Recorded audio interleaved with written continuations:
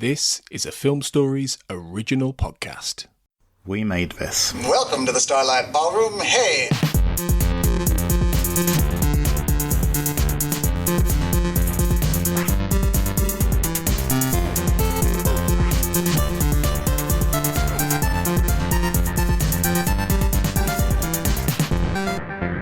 Hello and welcome to Shipwrecked and Comatose, a Red Dwarf podcast right here on the We Made This podcast network.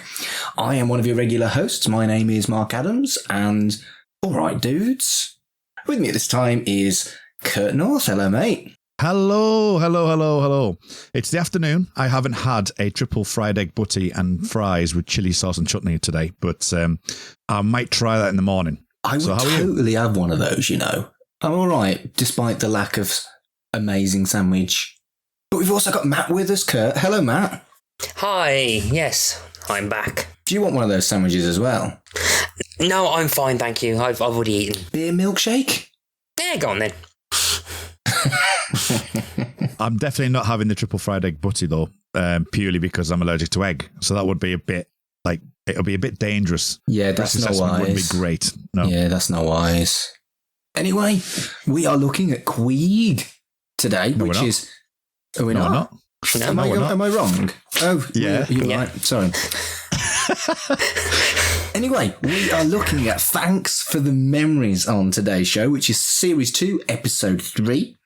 And we have the usual Holly recap, where he talks about how supplies are plentiful, but they're out of shake and vac. And I actually thought shake and vac was like a dated reference until I went into a pound shop about 6 months ago. I've got some shake and vac in my cupboard. What? Yeah, pound shop. I honestly had in my notes that dates it. I didn't know that. I did not know that. I mean, So I'm what not do doing we it buy yet. some? But what would you do to bring the freshness back, Mark, if you... Well, that's the thing. I haven't done it yet, but I believe that if I do the shake and vac, I'll put the freshness back.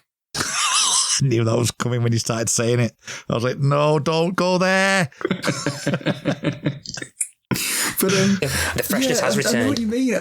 It feels like a dated reference, but I don't know whether I'll ever actually use the shake and vac. It was just a whim when I bought it because, you know, I kind of fancied putting the freshness back.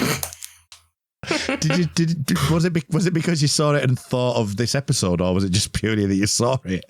A bit of both. Okay. Anyway, he also says that they found a planet with an atmosphere, and it starts on that planet. And so we've got the cat and Lister. They're both rocking out in terrible spacesuits, and Rimmer is in a hollow projection cage. And then the sausages are done, which is good. You know, who doesn't like sausages apart from veggies like me? And they're all dead drunk because it's Rimmer's death day. Do you know what I really like? There's a few things on this. One, the Scutters are playing the keys. Yes. Which I think is amazing. I was going to comment on the guitar playing, but then I realised they were just playing along anyway. So it was kind of like, yeah, it's not quite Lister playing on that. But it is interesting using that thing. I think I mentioned this on the last episode because I got it slightly wrong, but that they quickly moved away from this moving forward. That they just thought it's not really viable. Hence the reason why the light bee was introduced. Just so they the can actually projection have cage. Yeah. Yeah, I mean, I'd forgotten that they ever used the projection cage, and then this appeared, and I was like, oh yeah. So I don't know whether this was brought up in Crichton, but how did he get on the Nova 5? That's a very good point. We didn't bring it up when we were on when we talked about Crichton. How did he get? Oh, he came through the Blue Midget. Did the Blue Midget dock, or did it get parked? If it had docked, he could do it. I mean, technically, I'm assuming that like the Blue Midget has hollow emitters anyway. I don't know. I just assumed. I'm trying to wrap my brain of any other time. I think Series 1 is pretty much all set on Red Dwarf, isn't it? And I think they explained in Better Than Life that he can play it because it's tied into basically the system's gobbledygooking with the game and the Hollow wallet. What's it? But yeah, I think that I think they purposely bring in or reference the drive so that they can actually be off worlds when the budget expands. But yeah, I mean, how did he get on the Nova 5? I mean, unless that Nova 5 has got hollow emitters as well. And yeah, well, I assume that the Nova 5 did. I'm just thinking more for the transfer between the two, because I think it's perfectly plausible that you could have him just going onto the Nova 5, but it's how he gets between the two of them. Well, he wouldn't have left. Could he get transferred over Wi-Fi? Well, yeah, I mean, he wouldn't have left Red Dwarf before they got on the Blue Midget. Then they'd have opened up the airlock, and then he'd have been in Blue Midget all the way, and then he'd have been in an airlock that would have been sealed when he got on Crichton's place. But the question is, did they dock in Nova 5? Is Nova, or did they just park on the planet? We did say we weren't going to look into the errors in Red Dwarf, didn't we? This is not an error. This is us trying to work out what happened. Is that right? Yeah, that's not an error, is it? Because this is us just generally asking the question: how did he get onto the Nova 5? Because the obvious thing would be either Wi-Fi, because Wi-Fi, and he can transfer himself over via the computer banks, or they docked the Nova 5. That's what I'm going with. But the hologram cage obviously is something. I mean, they even said this that it was like they did it and thought, well, what's the point? Because that we can't really do anything with him. And I'll mention this in the next episode in Stasis League. I think it's Stasis League, maybe even the end of this one, about Blue Midget and what he does on the Blue Midget. So I'll leave that to later on. Right. Okay. Well, yeah, I think it was a nice idea, but then when they were going to be going off planet more often, they had to find something better, and that's where they found the light bee idea. Do they ever explain the difference between a cage and a light bee? Well, let's find out when we watch those episodes. Or let's leave Red Dwarf alone. We're supposed to be very positive. We're not supposed to be finding all the errors. Hey, you did the USA pilots, mate. Oh, mate. That was a tough watch, that was. You made the right choice to bow out of that one. I love Carl. I didn't love him by the end of that. I just decided, like, tactically that I needed to do other podcasts that week, those 2 weeks. So which I was happy to listen in, though. It was great. It was great listen. Come on, but anyway, carrying on. Moving on to this episode. Well, yeah, he's made a cake, hasn't he, in the shape of a spanner, because he used to be a technician. And there was a wonderful joke by Holly about, I'm glad he wasn't a gynecologist, which I wouldn't have got when I was 14. No, I wouldn't have got it. I think same, yeah. I've seen a cake that was in the shape that Holly was suggesting, and I didn't want to eat it. Well, to be honest, that's no real surprise. Would you eat a cake in that shape? Well, no, because I'm allergic to egg. So, Matt, would you eat a cake that was in that shape? Well, it depends on the filling and what was in it, but the cake's a cake. You can't do... Even if it looks like a fanny. A cake's a cake. You're not going to eat the whole thing, are you? Oh, I don't know. Well, You're going to have your cake. Depends on the size of the cake, I think. But yeah, I mean, like if it was like a chocolate fudge cake, then fuck yeah. It's not the best cake ever. It could be in the shape of bloody Nigel Farage's face, and if it's chocolate fudge cake, I'd still eat it. Well, fair enough. I mean, no. Maybe because you'll have the pleasure of actually sticking the fork right in between his eyes, but yeah. That's true. That's true. You could like slice his face, couldn't you? Yeah. But let's move on. There's only so much conversation you can have about a cake in the shape of a fanny. They're on Blue Midget. And they're headed back because they partied out and they're all drunk and singing. And I really enjoyed the gag about the drink driving gag. I thought that was quite funny. Because is that dodgy these days? Is it encouraging people to drink drive? Probably. I mean, I know it was a different world back then, wasn't it? But having said that, though, I mean, in the sticks where I am, I've played at many a gig in the middle of nowhere where farmers have driven home, and there's no way on earth that they are sober. But when you're literally in the middle of nowhere, no one's gonna find you out.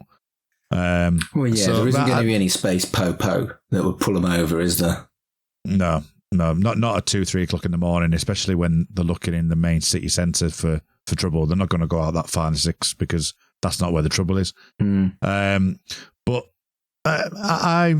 maybe. I mean, because obviously still people still do it. You still see it in the news and stuff, but obviously it's a lot more prevalent. I mean, I'm 8 miles from the border, and Scotland's like zero tolerance. So it's like so in Scotland it's basically don't touch a single drop. So it has the world has moved on since 88, 89, wherever this was out. Yeah, I think you're right. So they get back to Red Dwarf, and then it's just one thing on that, by the way, while I remember. What I absolutely love about that scene as well, you talked about the driving gag, is Holly moving on the screen. Is actually drunk on the screen. That's clever. So you can see his head floating around. I also quite like the lyrics they do to Show Me the Way to Go Home. Goes to celebrate Rimmer's dead. on the last line. Well, that's one of what I think. There's a few in these next 2 episodes of my quotable lines, because I don't think I would have sang that as much had it not been for this episode. Because I think I sang that a lot when I'm drunk. I always remember it because it appeared in I think a Horrible Histories book. But there was a Horrible Histories book about wicked words, and I'm pretty sure there was one about a thesaurus or something, or trying to convert it into like slightly more posher language. And it was like indicate the pathway to my humble abode, and that's always stuck in my head for some reason. So I think I've seen that as well. I like stuff like that plays with language, but I'm a massive linguistic nerd. So I'm also actually thinking about it. Bono might have sang it, ad-libbed it in one of the live gigs I've heard as well. I think he sang it on the Zoo Roper tour. So it could be a bit of both. I might have heard it in multiple areas, and obviously, as I say, just sing it a lot anyway. So they get back to Red Dwarf, and they're in the quarters, and Rimmer is very, very woozy. And Lister wants a fried egg chili chutney butty. And he asks Holly for one, but Holly doesn't sort him out, but he does sort out Rimmer with one. And Rimmer's very pleased with how much it tastes, despite the fact it shouldn't work. Right. So here we go then. Okay. So one, I'll ask you these two questions. One, what type of drunk are you? And 2, what would be your food of choice if you were Rimmer right now? I'm a huggy drunk. I get quite emotional and tactile and love everybody. And I don't know, because I haven't really been drunk since I went veggie. It was always a kebab. But I'd like to think I wouldn't get that drunk that I'd eat a kebab, but I don't know. I might end up with a fucking kebab and then feel even worse in the morning. I don't know. What about you, Matt? I don't know. I just know that it's quite rare that I get drunk, and apparently there is a mythical creature known as Drunk Latham, which apparently is a sight to behold. But in my head that translates to like Adonis, bronze, like muscle, like basically it's like Popeye with spinach. So I'm assuming that's what Drunk Latham is. So I'm assuming I become like a Greek god. I instantly popped into my head as this mystical Latham you're talking about. Have you ever seen that YouTube video of the guy that's wearing a white shirt? He's quite skinny. He just screams at people. He's just going ah. No. Have you ever seen that? No. Right. Okay. Go and check it out. That's all I'll say. So me, I am I think I mentioned this on a previous episode, but I tend to my guard gets dropped and I tend to tell the truth, or if somebody's telling me something, I'll take it at like the value at which it's said. So like I said on the previous episode, that someone said to me, just tell them tomorrow, and I waited till midnight and then told them. Or that if somebody actually says something to me, I'll take it literally at face value. So like say go home my body would just like, no, it would just kick in, going, oh, home, and it would just go. And I have like almost like a truce. It's almost like a truce serum where it's just absolutely no boundaries whatsoever.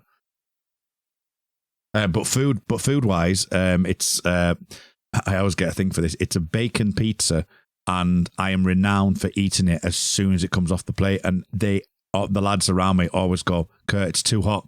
It's too hot, Kurt, it's too hot. It's too hot. So when I wake up in the morning, my mouth is red raw.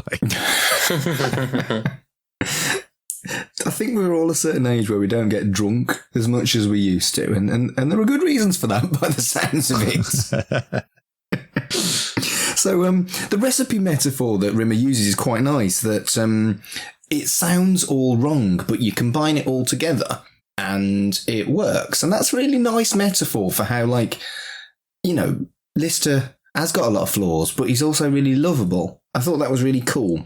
Yeah, and vice versa, isn't it? Because the way that he says about the, but everything is that he does is right. But then obviously Lister talks to him about the, but you haven't got time for people. It's like, you think you've got everything right, but you just, you it's almost like, I know we've discussed this over the period of the podcast, is that Rimmer, and again, I'll come back to this in an episode's time, but Rimmer seems to have this almost like out-of-body experience of what he believes to be the perfect thing of a person, and that's affected by his upbringing and how he's grown up.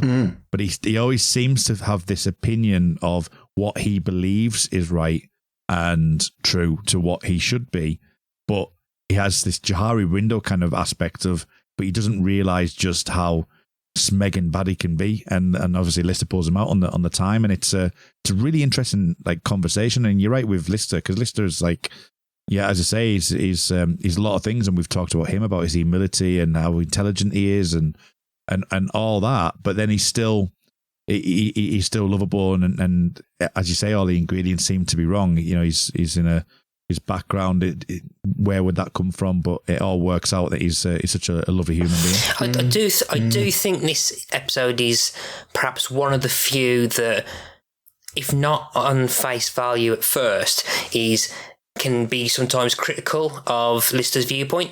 I'll probably mention this a bit later on, but I think this is kind of setting up these two viewpoints of Lister and Rimmer. But I think this is one of the few episodes where kind of the flaws of Lister's positive aspects are kind of highlighted, but are done in quite a subtle way for what happens later on. So I was finding... Yeah, his ill-fated well-meaningness it's really quite damaging despite his good intentions. And I think the thing about Lister is he's played as an everyman, and we've all been there. We've all tried to help someone and royally fucked it up.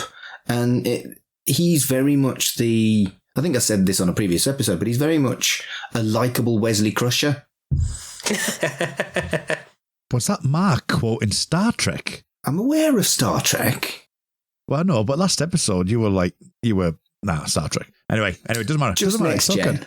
All the other Star Treks are crap, but I like Next Gen. Okay, that's fair enough then. That's just as well, because I'm going to mention Next Gen, actually. Good. So, as drunken conversations do, it escalates to talking about sex, and Rimmer admits that the only woman he's ever slept with is Yvonne Magruder, and it lasted 12 minutes, including the pizza. And he says the fated lines that he would trade it all in to love and to have loved. And then they kind of... this episode's actually really, really sad. Really, really sad, because there are people out there that are in Rimmer's situation who they get to like 30, 40 and they've never had a significant relationship. And I think it made me sad. I've got friends like that, and I feel for them, Yeah, I'm in that boat. I mean, I've never had a significant relationship. I do relate to Rimmer on a certain level of this. So it's kind of... I think it's kind of like you get to a certain point where you kind of see the world around you, and you kind of you see key moments and key parts of life that you haven't experienced, or if never have, or at least haven't yet. and like you kind of, what's the word? I want to say Arrested Development, but I don't know if that's the correct term. Where you feel kind of trapped, where you feel like everyone else is kind of generating or developing around you, and you don't feel like you're developing in the same space. I do feel like Rimmer kind of has that kind of mentality at times where he's, as you said before, he has his own kind of worldview. I think he kind of marches to the beat of his own drum in terms of what he thinks, but still has that kind of self-awareness of basically of knowing what he's lacking in certain points. But if you get what I mean, I can't. Is that the right term? Arrested Development, or am I thinking something else? I'm not sure. Yeah, I'm not sure about the term, but I know what you're saying, because I mean, I think we all do that in some aspects. I mean, there's stuff that, you know, that could have been, you know, the things that I've fucked up in the past, or there's, you know, how different it could have been or whatever, which is a slightly different tact on what you're saying, but you all not necessarily regret, but kind of like you have that those thoughts of like, oh right, well, yeah, that person's doing that, or this person's doing this, and I think we all have a tendency of reflecting. I think definitely. But the thing is, you don't spot just how, if you're not looking for it, if you're not kind of watching it in the way we have been recently, if you're not looking for it, you miss the subtleties here that really are really fucking good in Red Dwarf, you know? Yeah, absolutely agree with that. I was going to say, and I think this is kind of like the start of kind of like the theme around Rimmer, and I think this is one of the few, if perhaps the only episode I can think of, which kind of gets into the humanity of Rimmer's growth as a person, rather than kind of using some kind of, what's the word? I'm drawing a blank at the moment. Other episodes would kind of have him have his hero moments out of necessity, or perhaps just like, and at times kind of keep retconning his kind of growth as a character several times. This episode kind of is setting up for a very introspective kind of personal growth from Rimmer, which we don't really see that often, and I think it's quite a rare episode that we kind of have Rimmer explored as like a person rather than as a dead hologram. So like, apart like this story could have been told if Rimmer was alive, apart from like the Death Day stuff.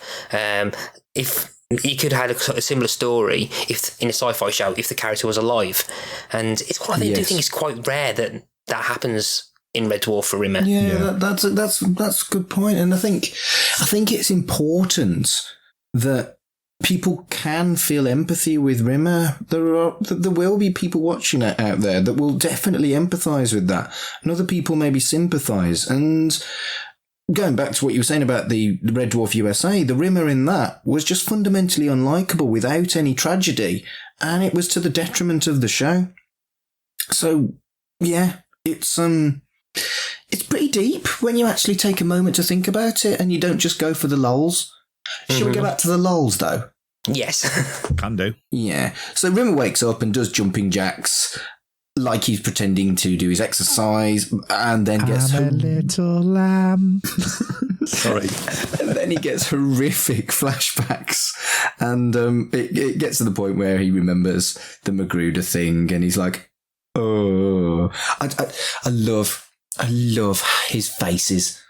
I love just all of Rimmer's faces throughout this whole thing are just wonderful. There's a nice physical callback because like Lister was saying, no, you're going to wake up, you're going to go, you're going to bite your, and like basically start biting, and then Mimes biting his fist, and it's exactly the routine that he described. And kind of, it's a very nice payoff where he actually kind of does exactly what he says. I mean, that almost like sort of indicates, and this is something that I think I want to pick up on over these two episodes. I think I'll pick up a lot more in the second one, in Stasis Leak, next week. But and we've even briefly discussed about the time gap between season 1 and season 2, and I think it's either in this one or next one where they say it's 3 years. Yeah, that they've been since pretty much since the beginning.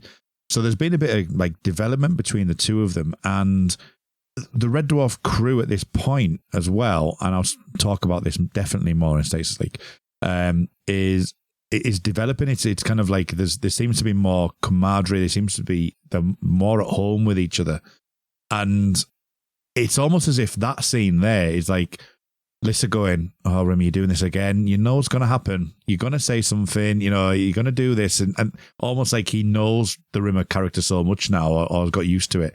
And I know he knew him beforehand, but not in isolation like they are now. Yeah, for 3 years. Yeah, how many times have they had a drink together? Yeah, and got to that point, or does Lister know him that well now? He just knows that's what's going to happen. Yeah, but he's still not. He still doesn't quite trust him enough, because he then denies the Magruder thing and says he was joking, which I think, however close you are to someone, if you've kind of revealed something that you never planned to reveal, I think. Yeah, we've all had that morning after, haven't we? Where we've gone, fuck. The thing is, I tend to completely forget everything I did the day before. It takes me about 3 weeks for someone to go, "Remember when you did that?" I went, "No, did I do that?" All right. I tend to forget stuff. Yeah, that's not fun either. I get that as well. That's why I don't drink so much anymore. The blackouts. You wake up and you have to believe it when someone tells you what you've done, and you're like, "Did I? Shit, sorry." And but we've all, again, it's a very human situation, despite the fact it's in space, set millions and millions of years in the future. And I think that's important about Red Dwarf. Yeah, absolutely. Yeah, again, it goes back to that whole. It's the sci-fi element. Can not necessarily get in the way, because that's wrong, because I actually really like the sci-fi stuff, but it's flexible enough to do an episode like this and then do an episode like Stasis Leak the week after. Yes. So it's really quite divergent from that point of view, where if you've got something like Porridge, you've got to look at a different way. And I know that Porridge is very much influenced. There is an influence here with the bunk scenes and stuff, but you do have that ability to sort of play with the tropes and play with some stuff, but now maintaining this kind of sitcom, kind of just like two people talking at each other with a third person coming in. So there's a series of weird things that people have no memory of. So the Cat and Lister have both got their legs in plaster. Holly's star charts have been faffed with, and they all have lost 3 days. There's been 3 days torn out of Lister's diary, and they don't know why. Rimmer blames aliens, of course he does, and suggests that they're trying to communicate. Lister asks for the black box, and Holly says it's been pinched. However, there is a tracer, and they go to try and find the black box. And do you know, it is sci-fi, and it is a sitcom, but it's a little bit of a murder mystery as well, isn't it? Yeah. It's that piecing together, but they do it to such good effect, especially with the because he thinks it's aliens with the boots and it's below the knee and all that is just it's aliens. That's how they speak. There's a great little cat line as well, actually, where it goes, "I don't want to be around one of these making a speech," and then walks off. And he's not wrong. So they get back on Blue Midget, and they spot that the black box is on a random moon. And then there's again, Rimmer's Lister's driving is rubbish, and I don't know why. I just found that really funny. Then they get to the moon, and they leave Rimmer on Blue Midget, so they haven't got the projector cage with them, so he can't go on the moon. There you go. So this is one of the things I wanted to, and I'll pick this up as a theme, is that this is one of the first real scenes that it kind of it makes me think, and this is a bad term because I don't mean it in this way, because Red Dwarf was Red Dwarf and is Red Dwarf, but it's like almost the modern gone beyond grayscale Red Dwarf. Because the amount of times that we see scenes where Rimmer is in the cockpit of a ship and they're on a planet, even as far forward as the Dave stuff, that it becomes almost like a setting for Rimmer. Rimmer's always the one that seems to be left on the ship. Even when he's hard light, he ends up being the one on the ship and the one saying, we need to get out of here, or potentially legging it himself and leaving him there. But how much is that possibly due to Rimmer not wanting to like put himself in harm's way and just like staying on the ship. I wonder if that. I get it. Yeah, and it adds from the narrative as well. The fact that you've got that fight or flight response, and that Rimmer is capable of doing that. So, but it is interesting how this is the kind of the first time, and there's quite a few things in these 2 episodes where it's like, that's something that kind of kicks in that they use and use again. And it's not. I'm not saying it's a bad thing. And what I'm saying is just generally that the almost the formulation of how Red Dwarf works in the future kind of starts around this time. I hadn't spotted that, but you bang on. So they're on planet and they find a huge footprint, and then they find a gravestone that says, "To the memory of Lisa Yates." And Lister's like, "I used to date Lisa Yates." And they find the black box buried in the grave. Back to Blue Midget. They open up the black box and Holly comes on screen and tells them not to play it. And funnily enough, they play it. Okay, so we've had some good guest appearances. We had Gordon last episode or the episode before that, and we get Holly again on this one, and that's brilliant. The fact that they can get Norman Levitt to like play on himself. Just the fact he says, "Oh, nice looking bloke," that, which I quite like, and also the fact that gives him the opportunity to say, where he's told him, "How can I go against someone as beautiful as that," or whatever he says there, which I quite like. I like the fact that there's two pictures of him on the screen, and he gets to play within his character, which is kind of meta in itself, which is something I actually really like. And I mean, we've all done self-destructive things that we've been warned not to by people that were right. And this again is all about being human, despite the fact there's only 2 people left and a cat. And I think it's just so nicely done and subtly done. But if you think about it a little bit deeper, the amount of times someone said, "Don't do that, you'll regret it." I've done it and then I've regretted it. Yeah. So they do play it, and it shows the moment in time where Rimmer admits how many he's slept with, and the cat gets very excited and asks Lister how many, and Lister kind of shows him one finger, and the cat bursts out with, "That many!" And we have got to the point of the show where Mark reveals his quotable Red Dwarf. If anything is a low number, I will tend to respond with, "That many!" I've got no shame. We're like, what? 9 episodes in now, and every single one of them has got something I use really quite regularly. Yeah. It's brilliant. You're 9 for 9. But I tell you what, though, again, I know I'm going to sound like a broken record at the moment, but it just kind of dawns on me at this point that and Kat's here, and there's been bits of it in previous episodes, like Crichton, for example, where he's just laughing with Crichton being in doing his whole rebel speech, and Kat's just kind of like laughing away and stuff. That here you've got Lister and Kat kind of like the dynamic again has changed. It's changed to more pally, where it was last season wasn't. It was more, we've mentioned this about being a cat. And this has become more thing. And the fact that they're like pointing at each other and laughing at each other and laughing behind his back and stuff, very boyish thing to do. But then it's just the way that he delivers that line, saying "that many" is amazing. But again, and over the next couple of episodes, you'll see that this relationship of Kat and Lister against Rimmer is starting to form. And I think that it's the tales of things to come. And when you watch like future episodes, I mean, I was thinking about this for certain ones, because I think I don't know, I can't remember what Matt had said that when he saw the episodes, but I definitely saw these out of order.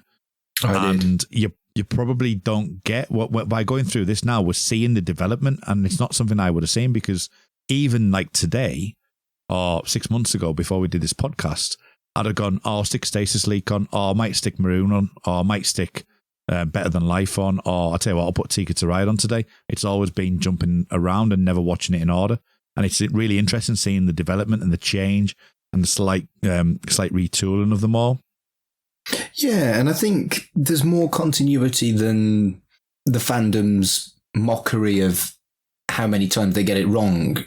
I think it's better than people think it is, despite the fact that there are some clear flubs, but they're not important, whereas I think the character development is, you know? Yeah, it's the character and the themes that are strong. I know that, Matt, I think you said towards the Dave ones, when we get to the Dave ones, there's a bit of Rimmer that that might not work quite as well for you, but definitely the themes and the character development over the course of the BBC ones, at the very least, have that. In what seems to have that. I don't think there's going to be too much that we'll pick out, but a lot of the continuity things are the stupid things, which, you know, become a running joke in itself, like the amount of times he has his appendix out and that type of thing. So, and I quite like the fact that we can poke fun at that, because, you know, it is funny in its own self, and it's quite meta in that way.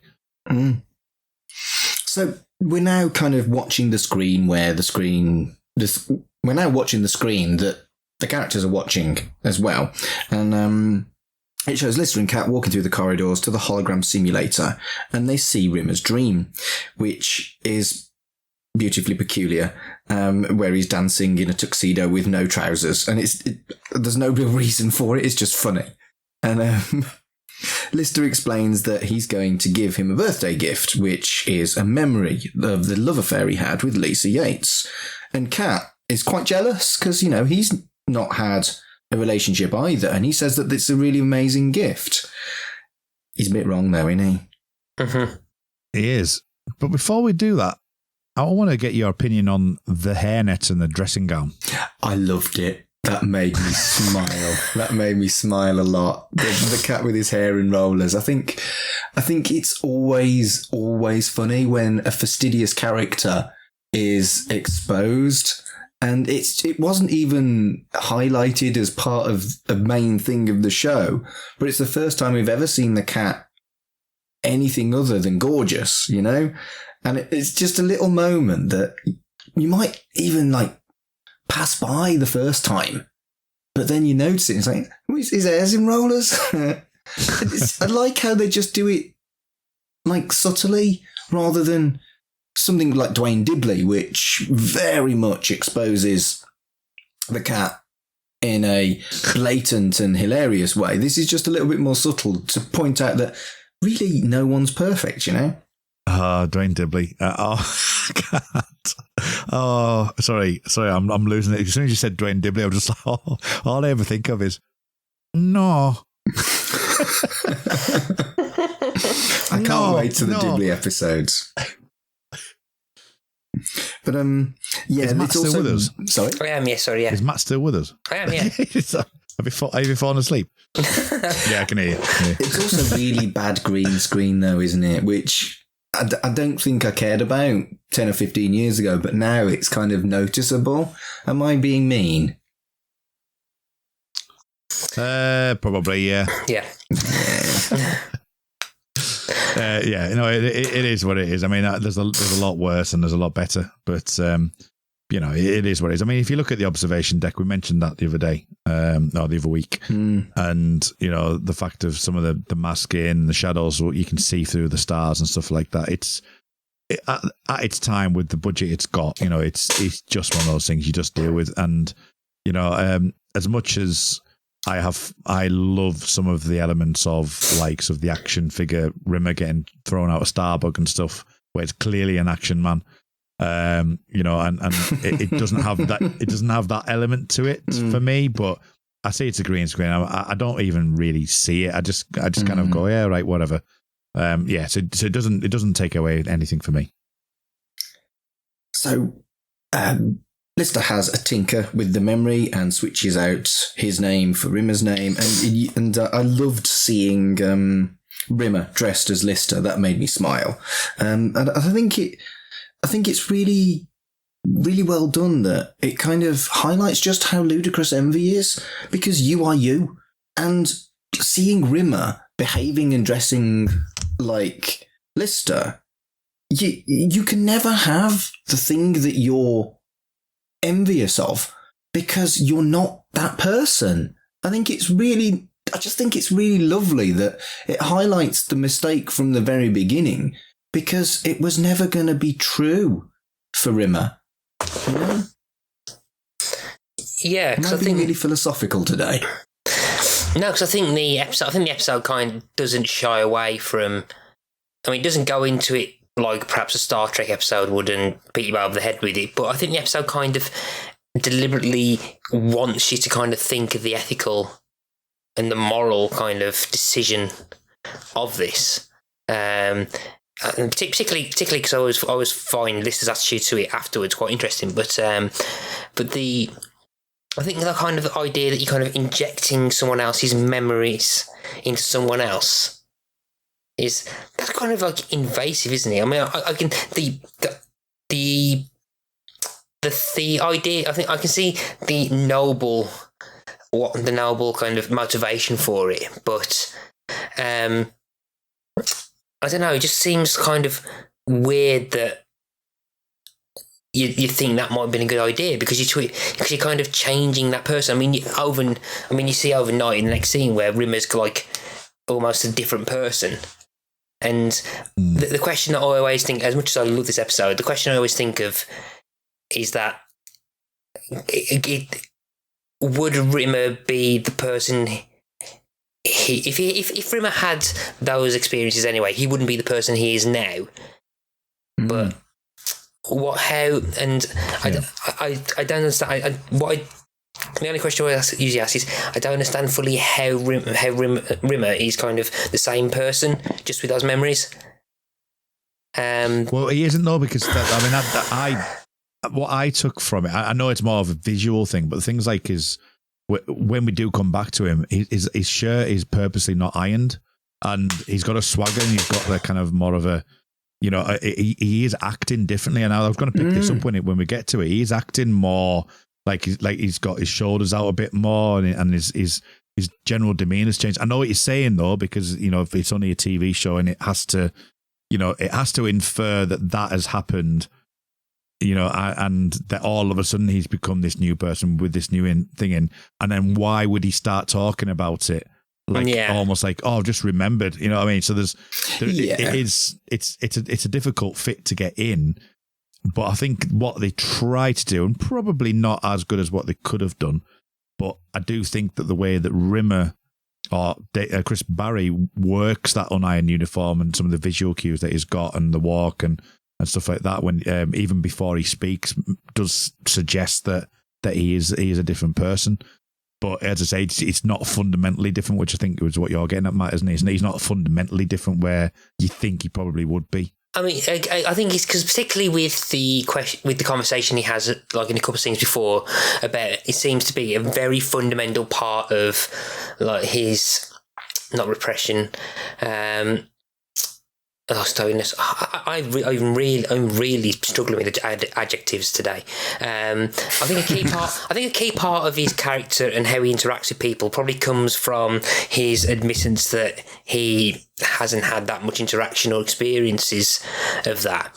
So I think, and so in a more realistic in a more realistic version of Red Dwarf, as I say, realistic in air quotes, I think you probably would have had a more developed character. I mean, you can say we've only got 10 minutes of the episode left, but you probably would have had a more developed version of Rimmer with years of looking back on those experiences. So yeah, I think it would have been a bit different. Yeah, and I'll tell you for me, what's interesting with this story in that aspect is, and you touched upon it with Lister, is that I think if this was retold, and I do think this, strangely enough, I was watching this and I was like, this reminds me of a Star Trek Next Generation episode. And I went onto the wiki, and the wiki says about this Star Trek Next Generation episode I was thinking of called Clues, where they forget it's an alien race that actually on. So there's where they forget days, and they keep, and it's on, and there's little nods to things that they keep forgetting, and eventually they have to do it over and over again, say this is what you've forgotten, you need to remember, we're inquisitive kind of thing. But that's the kind of the sci-fi element to it. But I think if they had another go at this story, and as I say, you alluded to it with Lister, is I think you would have had more of a question on does having that memory make you? Yeah. And I don't think it has that question. I think it's played slightly differently. It's really deep and heavy sci-fi stuff with only a few minutes to play with it. I think they do a good job, but I think you're both right that this could be the subject of a 500-page novel, you know? Yeah, definitely, yeah. What I will say, just before we move on though, sorry, I keep jumping in, but just some of the notes I've made. I don't know. I think I'm going to give him the benefit of the doubt here, but the scene where he's giving him the memories, and he says when they say that he's going to have his entire knowledge, and it takes like 2 seconds for the knowledge to go through. Yeah, and he gets a massive laugh from that. Now, I'm hoping that was written in, but you know, it's one of those things where it's like you could almost imagine that being a happy accident. You know, it's like, oh, but just entire knowledge, boop, and then the crowd seemed to just pick up on it straight away, which I loved. The whole scene, that we've kind of covered it, but basically Rimmer tells Lister back the story of the love affair with Lisa, and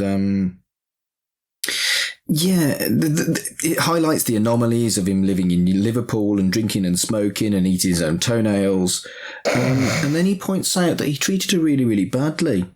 And it makes Lister think that, shit, yeah, I did treat her really, really badly. And sometimes, again, I think it's really deep. Sometimes you need someone to tell you the obvious for you to realise what you're doing. I know I mentioned this before, but I don't know if you're aware of the Johari window, but basically it's like 4 boxes. It's a management tool where there's things that you know, there's things that you don't know, and there's things that other people know about you and all that kind of thing. Right. And so it's kind of like a management tool that people use, but that's that kind of thing exactly. The fact that you might be doing something that may be harmful emotionally, physically, whatever it may be to others, but you're just simply not aware, you're not self-aware of it. And it takes someone to point that out to you, that you're doing that. And obviously it's a tool that we would use to, like, say, you know, this is the way that you need to reshape the way of you working or whatever, so use it in a tool like that. But this is what Rimmer's doing to Lister on this occasion, and it's really interesting it's coming from Rimmer, because you don't often get Rimmer talking in that way, you know, on like, you know, actually you treated him kind of shit there, you know what I mean? So it's nice that, you know, you get that point of view, because it was, again, goes back to that feeling or that thought of, this is mine. So it's his memory, and he's going, why did I do that? You know, he's like, why did I do that? You know, in his head is wondering why he would even do that. And obviously that's reflecting on Lister. Yeah. Which is nice that little metaphor, really, reflection of both, because Rimmer is seeing that memory, Lister's seeing that memory through Rimmer, and it's really interesting. And it resonated pretty hard with me, because it made me think about one of my past relationships and how it was brilliant sex, but I didn't treat him very well, you know? And this episode is really quite deep, and to be that deep in 24 minutes is pretty impressive. And so Rimmer is heartbroken by the revelation that it wasn't his love affair, and Lister genuinely apologises. He meant to do good, and he didn't. And I think, again, that says a lot about Lister, really, that he is a good man. He just fucked up, you know? I'm assuming we've reached the scene where they're on the observation deck, and Rimmer. I think Rimmer's kind of emphasised on the fact that, I think correctly, that the memories and the feelings that he had were kind of forced in there, and now he's suddenly kind of realising why he's suddenly having all these feelings for someone that no longer didn't exist. And I always find it quite interesting that Lister's, and I don't know whether it's just because of time or not, but I always find that Lister says, "Yeah, we've all done it, mate. We've all got to move on." Where I don't think it fully clicks with him that. I think what Rimmer's actually pissed off about is the fact that Lister actually enforced these like quite emotionally scarring feelings on Rimmer. that he probably technically didn't have any right to, whereas Lister's thinking, "No, mate, you've had a love affair. You got to get over it." I'm not sure whether the writing didn't clock onto that, or whether it's. I don't think it's deliberate, but I was just finding it interesting that Lister, for someone who it's a violation, isn't it? Yeah, for someone who we've seen to be quite empathetic and quite reads emotions of others quite well, I find it almost slightly out of character that Lister is slightly unaware of just what exactly he's done. And I can't figure out whether that's the character or whether that the writers completely forgot to explore that. I'm not so sure I agree. I think in a lot of ways you can be that dumb with good intentions, and he does genuinely show remorse, and he is genuinely pissed off with himself for making the error. But you're right, there is an element of it being rushed, and they could have got into that further. Yeah, but I think it's an interesting discussion to have, though, because it's what his intentions, I think we can all agree, were good, but it's either misguided or it's the reaction of that he's done bad, but he's trying to correct the error, but the way that Rimmer reacts is more like, no, I just want these to go away. You've kind of, and I see where Matt's coming from. You've kind of like sort of, because I always took it as, I don't want to have these feelings. I don't want to be feeling like this. Over something that wasn't real. But then is Rimmer more thinking, you've violated me in a way that which I don't feel is right. So there's that debate to have, or at least the episode, for us at least, has brought that conversation out, because it's an interesting thing that, Lister, as much as he tried to do his best or did what he think was right, fundamentally what he's done is actually seriously wrong. So it's a really interesting discussion that we're having here, because it's not something I've really thought about until now, because I have always taken it as he's telling him to move on with to get through it, because you need to go through the grieving process of a relationship, which is probably the way they wrote it, but I can see the other side of that, saying, well, it's not quite what Rimmer's getting at. Yeah, it's an interesting one, because I think both of them come out damaged by the end of it. I think Lister has some very serious thoughts about who he is, and how I think he questions how much of a good man he is, much more by the end of this episode than he did at the start of it. So I think they're both damaged by this, and Holly was right all along. Don't watch this. Yeah, that's a good point. Yeah.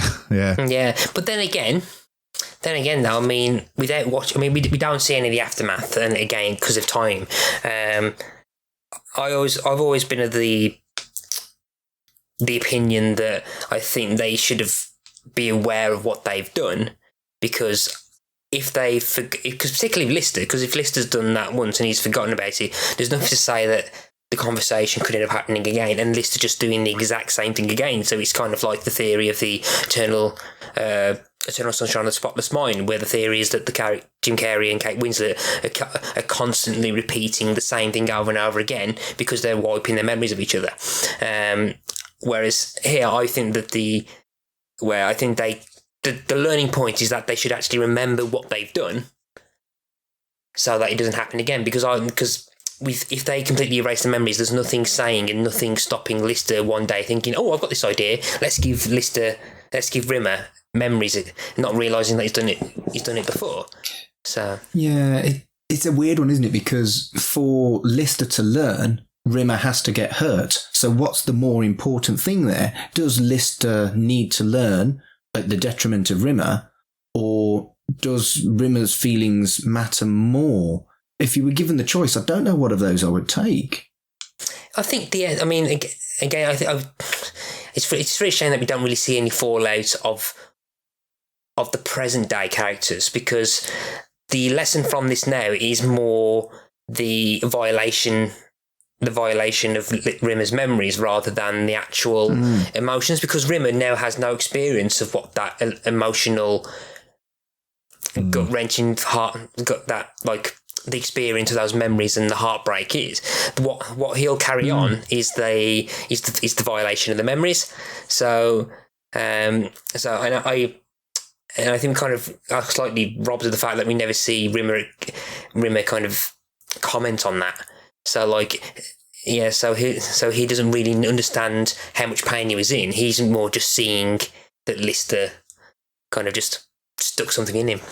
Phrasing. Yeah. I mean, he does say that Lister has destroyed him, and you can see where he's coming from, because either way, he's got a false memory that makes him happy, or he's got a false memory that he keeps and he knows is false, so it fucks with his head, or he gets rid of the memory, but he now knows what happened, and he's hurt. There's no win here for Rimmer, which again is kind of the story of the guy's life, really.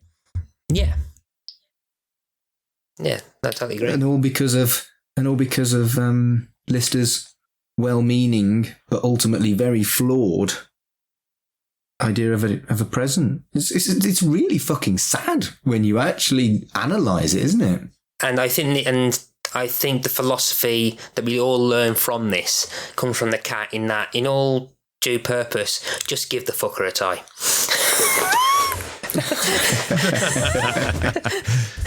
Fair news. Yeah. I did want to touch on the fact that the quite heavy discussion is in the viewing platform, which we saw in a previous episode, which again had another really heavy discussion. It feels like they were setting that up as where they have the serious stuff, and then they forgot. It's not so much that they forgot. I think it was just I've read somewhere where it felt like it just didn't quite work. It works in a thematic and the story point of view, but they wanted to, it just didn't really work for what they were doing. So I think it was something that they just kind of let slip. It was something they tried. It in general worked, but the actual platform itself was a bit of a struggle. Oh, fair enough. I just noticed that it was the same place where they had the discussion about about Rimmer's dad's dying. Yeah.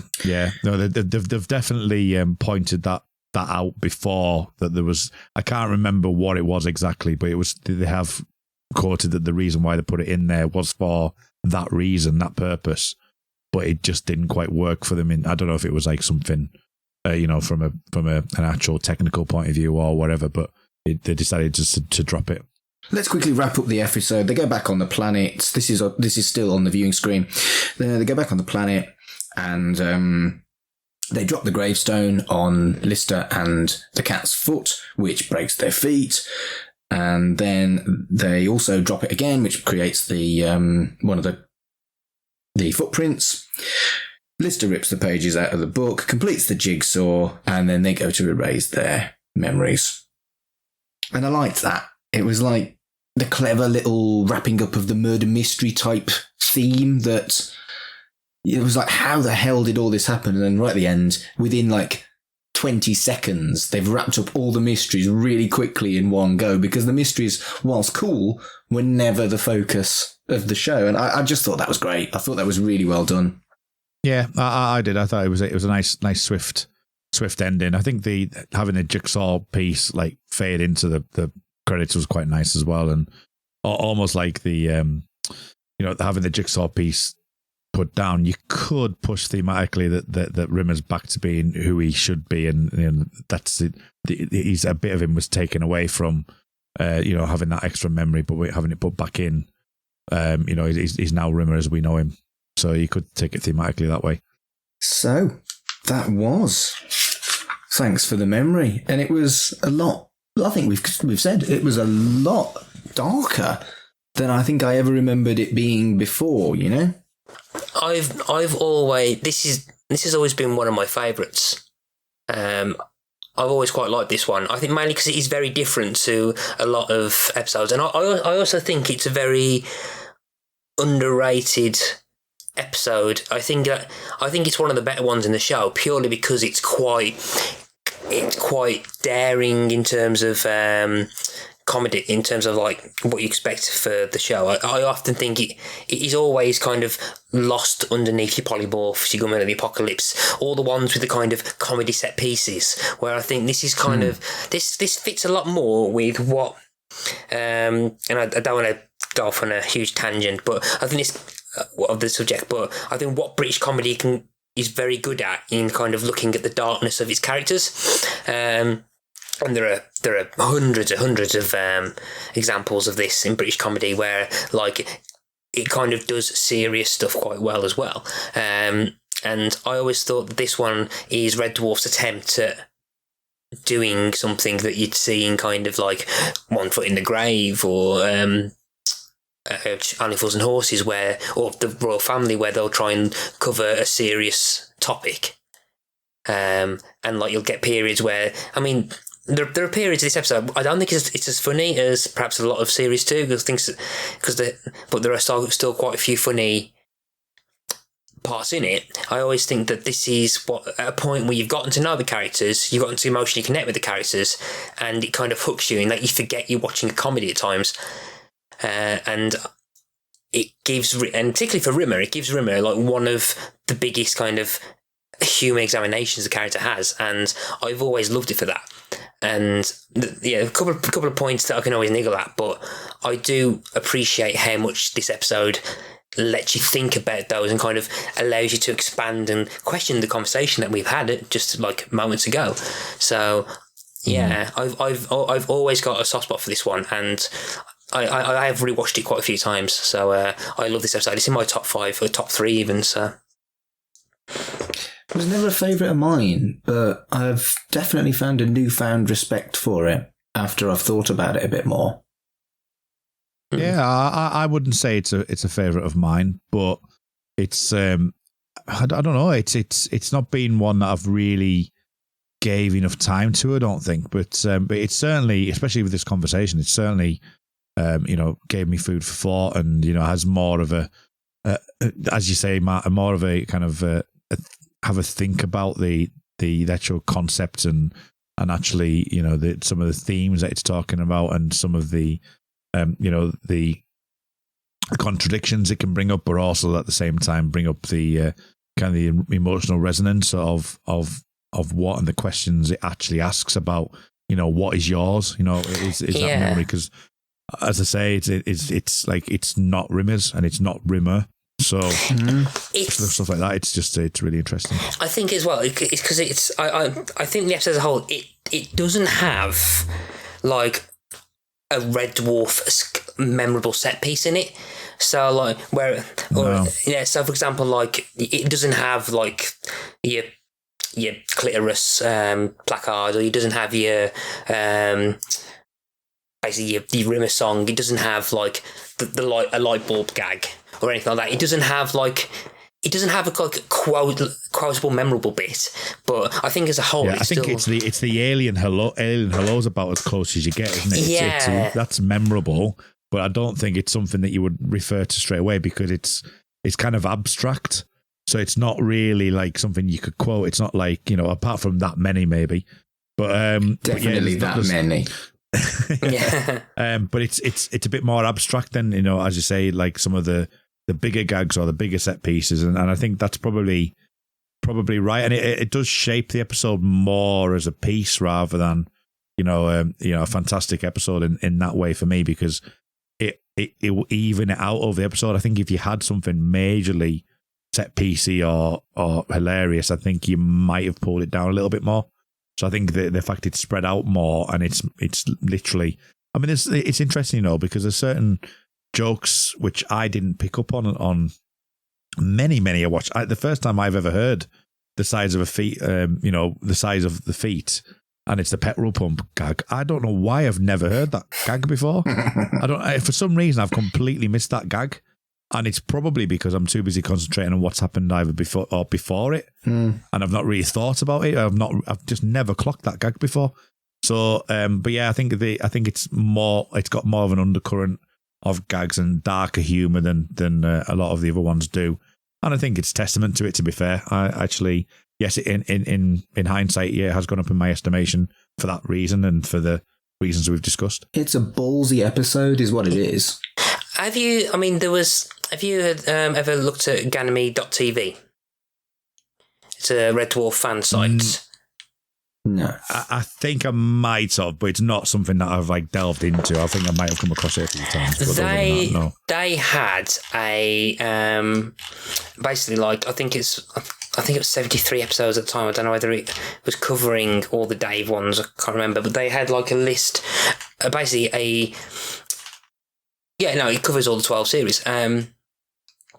Where they had like people, like basically fans voted and for their favourite episodes, and they then ranked them, and they kind of ranked them. And this episode came 7th out of 73 episodes. Oh, okay. Right. So, which is slightly higher than I mean, I think it's higher for me personally, but that's slightly higher than I was expecting actually. So, it came 7th, which was a nice surprise. So, I think there's at least, there are other people that like it, like me then. So yeah, I mean, there's no way I dislike this episode. You know, it's not like a bad episode by any stretch of the imagination. But yeah, no, it is interesting. That is really good. That is really interesting, actually.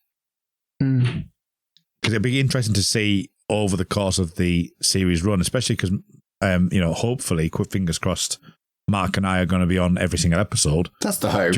That's the hope. You know, and you can never truly accept these things. Sometimes things might happen, but you know, if we do go through them, it'd be really interesting towards the end to like kind of rate them and or come up with a final episode of like, what do you feel is your favourite episodes or top 10 or something like that? Because that'll be it'd be interesting to see once we've gone through them all. I mean, I'm pretty sure that my opinion won't change. I don't think rewatching any of them will mean that anything other than Gunman of the Apocalypse is my favourite, but maybe the rest of it might.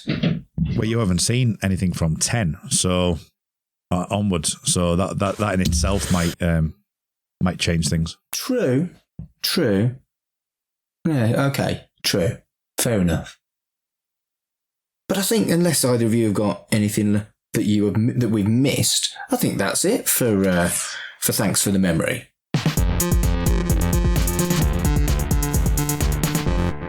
Well, thank you for listening. And thanks to Matt, thanks to Kurt. Matt, where can we find you on the internet? you can find me on the internet in several places, actually. There is my main podcast is Pick a Disc. You can find me on Facebook, Twitter, Instagram under the name Pick a Disc. You can find me on Twitter again under Zanmat, which is X and Matt. And you can also, I believe at the time of airing, an episode or two of another podcast that I've just started will be out called Ask Us About Loom. So you can join, so you can follow me there as well. Kurt, what about you? In all the usual places, at rmuldrake on Twitter, RMULDRAKE, on the Millennium TV shows podcast, The Time Is Now, at The Time Is Now pod on Twitter. The Xcast, the X_cast, which I'm now running along with Carl Sweeney and Sarah Blair. And Tony is just, taking a step back as he does. And he's having a watchful eye on top of us all. And and on the Make It So podcast, which will be returning at some point when they eventually film the second season, which may well be in 2025. So a multitude of different places, but best thing to do is just to check me out on Twitter at rmuldrake. And for me, it's at Mark Adams HC. That's my Twitter. You can also follow my other podcasts, which are Right in the Childhood, which is a podcast about a millennial and a Generation X's experience of children's telly, at RITC Pod. Life's Milestones, which is based on my job as a humanist celebrant, at Life's Milestones. And finally, Pull or Pass, which is a weekly geeky comic book show, at Pull or Pass. And that's all we've got time for on Shipwrecked and Comatose. So until next time... She's not my type. Elsewhere on We Made This. Frame to frame. And one of the things that is often levelled at Christopher Nolan is that he has sort of cold and feeling films about men. What do you say to those? Well, not in the case of Memento, no. As I said earlier, I think it uses narrative technique to paint a deeply troubling and emotional story of a man who is on a crusade of his own making, and it's unsettling, and it is very, very moving. I'm in a band podcast. I just want to say Rob Halford is a hero for being in Judas Priest and also running Halford's The Mechanical Empire. No way, is that where? Like, that's his? That is his, yeah. Is that actually his? Yeah, that's not true. That's fake news, guys. Oh, wow. Fictional fact. Dude, you sold that. That is a fictional fact. Sold that. That's a fictional fact. It's a fictional fact, yeah. Fictional. Yeah. I like fictional facts. I like fictional Essentially, I like lies.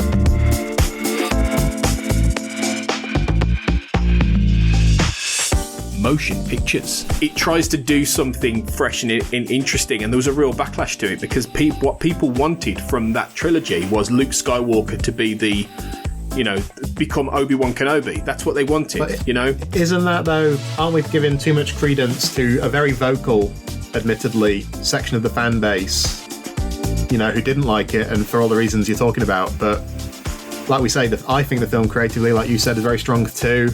Did a general, film goer pay as much attention to those things as the people who kind of shout and rave about it online? Check out all of these shows and more on the We Made This podcast network.